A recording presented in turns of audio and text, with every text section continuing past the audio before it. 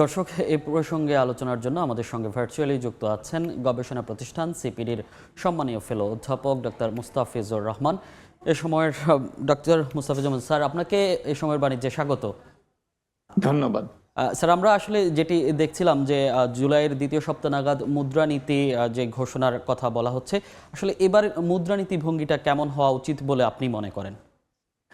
ধন্যবাদ। আমার মনে হয় যে মুদ্রানীতির ভঙ্গি নির্ধারণের ক্ষেত্রে কয়েকটি বিষয় গুরুত্বপূর্ণ হবে। এক হলো যে আমাদের 2025-26 বাজেট দেওয়া হয়েছে, সেখানে আমাদের প্রবৃদ্ধি 5.5% নেওয়ার একটা কথা আছে, যেটা এখন এই চলমান বছরে 3.97% আছে। সুতরাং একটা মোটামুটি ভাবে একটা বড় প্রবৃদ্ধির কথাই চিন্তা করা হচ্ছে।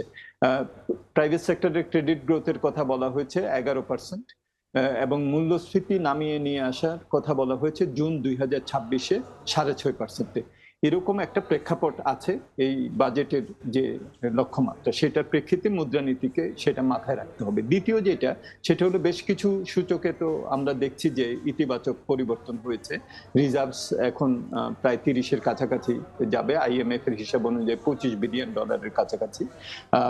আমরা দেখছি যে অবশ্য মূল্যস্ফীতিটা এখনো 9-এর উপরে আছে, সেটাও বিবেচনায় রাখতে হবে। প্রাইভেট সেক্টরের ক্রেডিট গ্রোথ আগামী বছরের জন্য 11% করলেও এবছর এটা 9-এর কাছাকাছি আছে।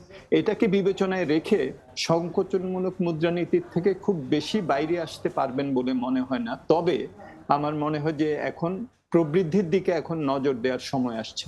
যদি প্রাক্কলন করা হয় যে মূল্যস্ফীতিটা 6.5-এর কাছাকাছি যাবে, তাহলে কিন্তু পলিসি রেট যেটা নাকি 10-এ আছে এবং করিডোর 150 বেসিস পয়েন্ট, সেটা কিছুটা হয়তোবা কমিয়ে আমাদের যে ঋণের যে সুদের হার, সেই সুদের হারটাও একটু কমার জন্য তারা একটা চেষ্টা করবেন বলে মনে হয়। এক্সচেঞ্জ রেট যেহেতু স্টেবল আছে 122-এর কাছাকাছি, এটাকে মার্কেটের সাথে আরো মোর একাত্ম করার একটা চেষ্টা হয়তো হতে পারে। এখন মোটামুটি মার্কেট ওরিয়েন্টেড। স্যার, সেক্ষেত্রে যে নীতি সুধারের কথা বলছিলেন, ব্যবসায়ীরাও কিন্তু বলছেন যে 9% বাড়িয়ে যদি করা হয়, 14% যদি বাড়িয়ে করা হয়, সেক্ষেত্রে তাদের ব্যয় বাড়ছে। তো এই নীতি সুধারটা আসলে কেমন হওয়া বলে মনে করেন?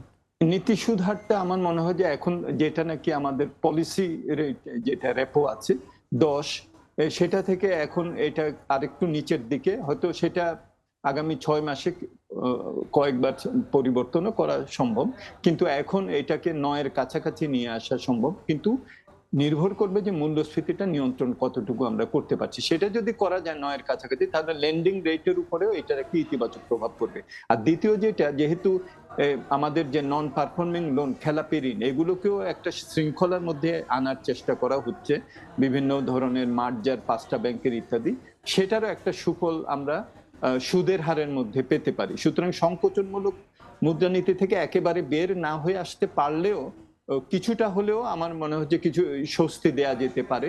কারণ বিনিয়োগে চাঞ্চল্য এনে কর্মসংস্থান সৃষ্টি করা, এটাই হলো এখন আমাদের মূল একটা উদ্দেশ্য।